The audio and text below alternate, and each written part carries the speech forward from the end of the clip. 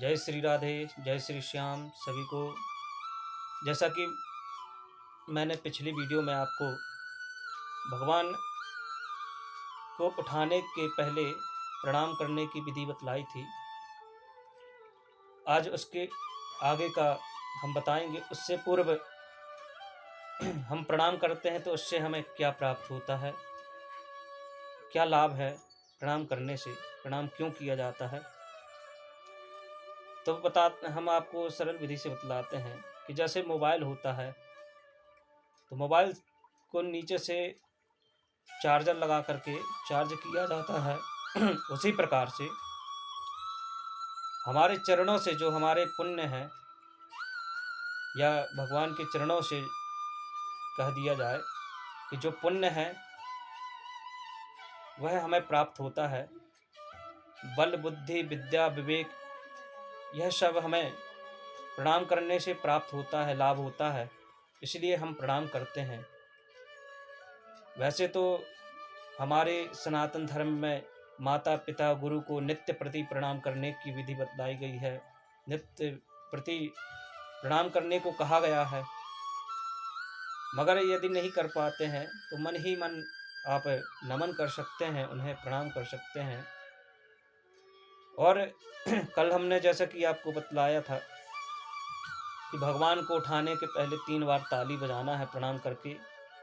यदि मंत्र आपसे आता हो तो आप मंत्र बोलें, और नहीं तो आप अपनी भाषा में उनसे कह सकते हैं कि हे प्रभु उठिए और जगत का कल्याण करिए। और नहीं तो ये मंत्र उठाने का मंत्र यह है, उत्तिष्ठ उत्तिष्ठ गोविंद उत्तिष्ठ गरुड़ध्वजा उत्तिष्ठ कमलाकांता त्रैलोक्यम मंगलम कुरु। यदि नहीं आता तो आप अपनी भाषा में बोल सकते हैं।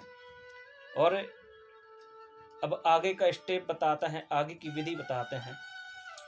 भगवान को जगाने के बाद अपना सुंदर आसन लगा लें और भगवान को भी आसन में बैठाल दें। और आसन के विषय में हम आपको बताएं कि आसन जो है, जितासनो जितश्वासो जित संगो जितेंद्रिय। यदि आपको अपने इंद्रियों को जीतना है तो पहले आसन को जीतना पड़ेगा। और आसन को जीतने के लिए हमारा आसन पक्का होना चाहिए, अच्छा होना चाहिए, पवित्र होना चाहिए, शुद्ध होना चाहिए। इसलिए आसन के विषय में भी विचार करना चाहिए, हमारा आसन कैसा हो, किस चीज़ का हो। और आसन हमारा जो है सबसे शुद्ध बतलाया गया है। पहले तो मृग चर्म पहले नंबर पर, मगर मृग चर्म उपलब्ध नहीं होता है अब के समय में। तो फिर दूसरा नंबर बतलाया गया है कुशा। कुशा आप लोग सभी लोग जानते होंगे, जिससे भगवान को छिड़क करके जल से स्नान करवाया जाता है। वह कुशा का आसन होता है। यदि वह भी प्राप्त नहीं है आपको तो कंबल का आसन पवित्र शुद्ध माना गया है। और आसन जो है उसमें कभी किसी को अपने आसन में किसी को बैठने नहीं देना चाहिए, न किसी की आसन में आपको बैठना चाहिए, और न अपना आसन किसी को उठाने देना चाहिए। क्योंकि जो भी उठाता है आसन, तो जो आपने पुण्य कर्म किया है वह उसे प्राप्त हो जाता है। हाँ, पत्नी आसन उठा सकती है, मगर पति जो है पत्नी का आसन नहीं उठा सकते। इसलिए यह सब बातों का विचार करना चाहिए। और हम आपको बताएं कि पूजन में बहुत सी ऐसी क्रियाएं हैं जो व्यक्ति जानते नहीं है, मगर करते रहते हैं और उसका लाभ नहीं मिलता है।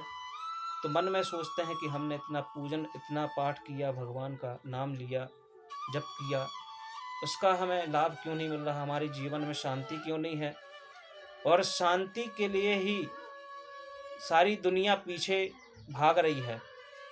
जो इतना मेहनत मजदूरी दिन रात लगे हुए हैं व्यक्ति मन की शांति के लिए, मन की शांति को आप दुनिया की किसी भी वस्तु से, दुनिया की सबसे अमूल्य वस्तु से भी नहीं खरीद सकते। इसलिए शांति आपको पाना है तो भगवान की शरण में आपको जाना पड़ेगा। भगवान की पूजा आराधना करना पड़ेगी, जब ही आपके मन को शांति मिलेगी।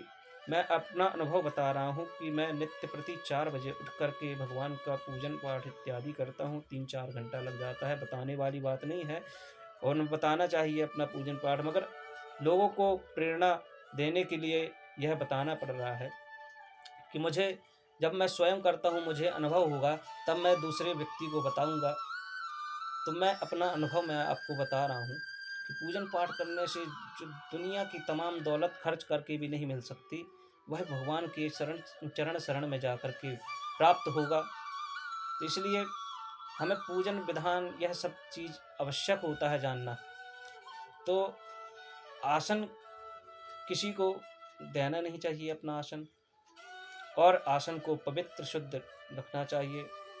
और जब हम पूजन करने के पश्चात जब उठते हैं, उसके पूर्व में, उसके पहले हमको आसन के नीचे जल छोड़ कर के माथे में लगाना चाहिए, क्योंकि ऐसा ना करने से जो हम पूजन कार्य किए हैं उसका सारा पुण्य लाभ जो है इंद्र ले जाते हैं। इसलिए हमें आसन के नीचे जल छोड़ कर के माथे में लगाना चाहिए, तो उससे हमें पूरा पुण्य जो है प्राप्त होता है। तो आज के लिए बस इतना ही हम बताएंगे। आगे आपको वीडियो में पूजन के और स्टेप बाय स्टेप जो है तो हम विधि बताते जाएंगे। आज के लिए इतना ही, और आगे की जानकारी के लिए भी आप हमारे YouTube चैनल भक्ति दर्शन को आप सब्सक्राइब करें, लाइक करें और शेयर कर दें लोगों को, और बेल आइकन भी दबा दें ताकि आपको हमारी आने वाली आगे की वीडियो प्राप्त होती रहें। आज के लिए बस इतना ही। जय श्री राधे, जय श्री श्याम।